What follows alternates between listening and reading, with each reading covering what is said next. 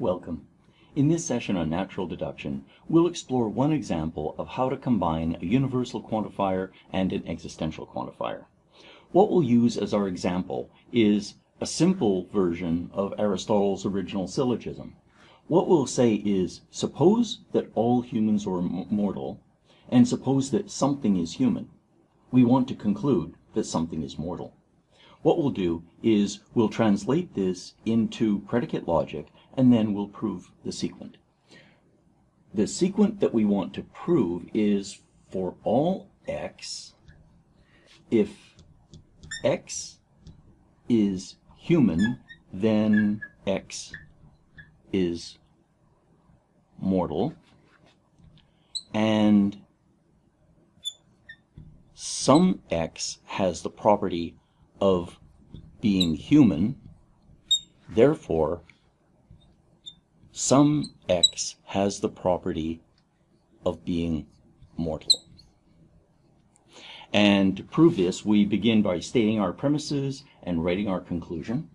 And the first premise we'll pick is for all x, x is human materially implies that x is mortal. So that's a premise. And we have there exists an x such that x is human.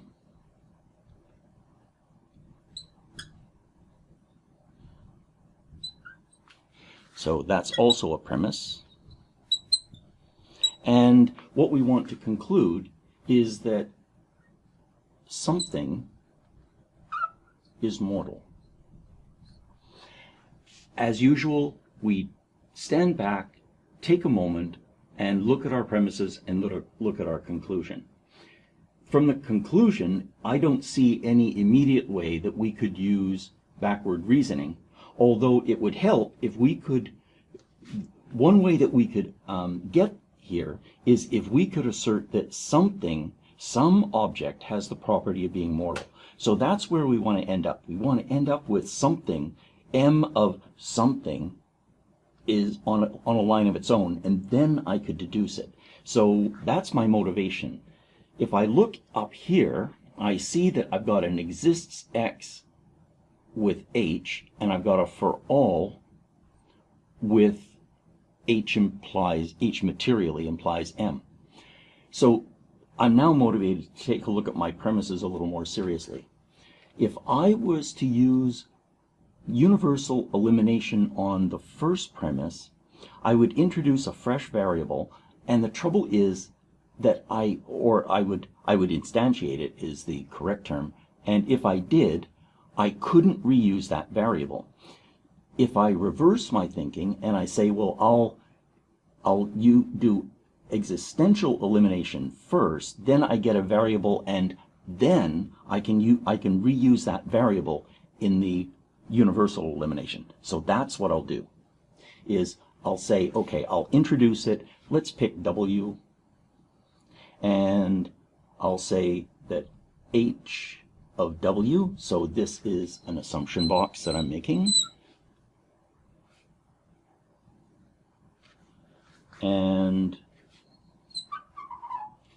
as I make my assumption box, I make the box, I write down the first line, I take the goal and copy it into the box, and it's offset a little the way I write it, so that'll be exists x m of x. And the next thing I do is I write the reason for the box on this line. So this is existential elimination, and it's based on line 1, and this will be line 3 that will be an assumption.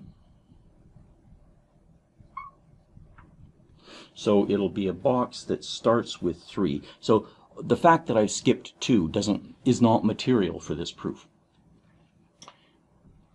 now what I do is I take a look at this assumption, and I take a look at every preceding line in the proof that's within scope, and here I can see, well, I've already used that line, so it's not useful to reuse it, and I haven't used this line, and here I see I have a variable w that has the property h.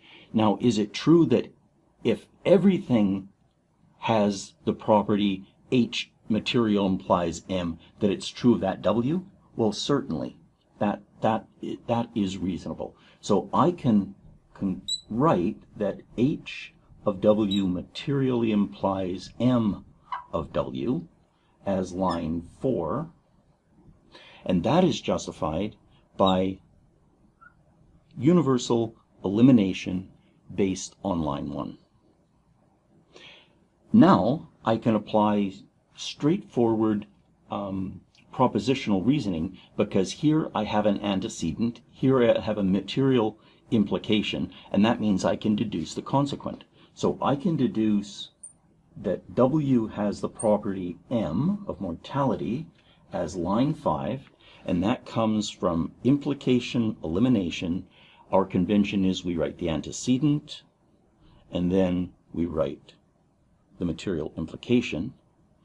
And if w has the property m, it's true that there exists an x with property m, so that will be existential introduction based on line 5, and that gives me line 6.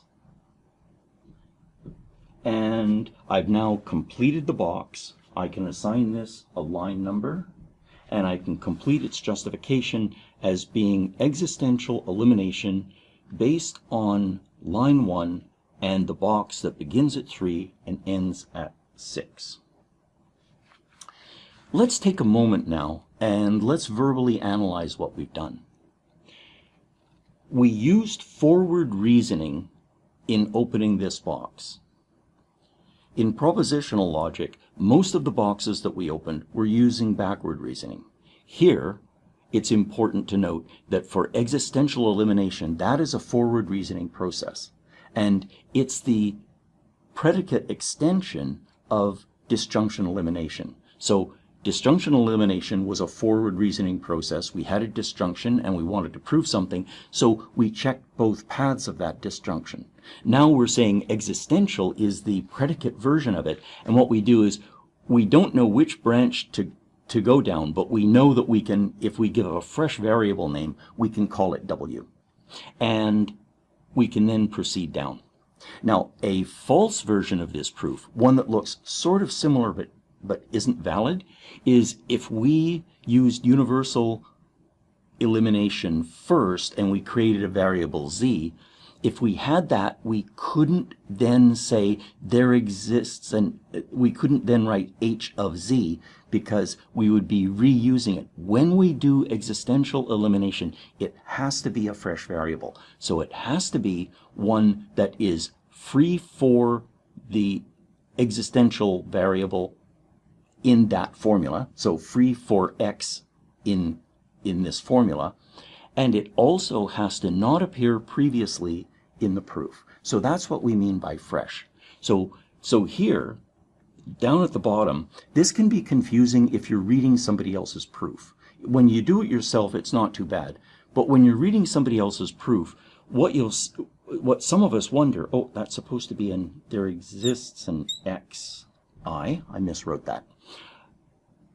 Sometimes when we read another person's proof, we say, hold on, why do you have existential introduction followed by elimination when you're trying to deduce an existential statement? That's a reasonable question, and the answer is that existential introduction was used to justify this bottom line based on the previous line, and this elimination came all the way from up here. So when we're reading another person's proof, we have to be really, really careful. And this is one reason that I like to do these live for you, or as live as we can on video, so that you can see the order in which I do it and you can understand my reasoning as I talk it through. The other thing that I love to do is I often use a software assistant to verify my proof.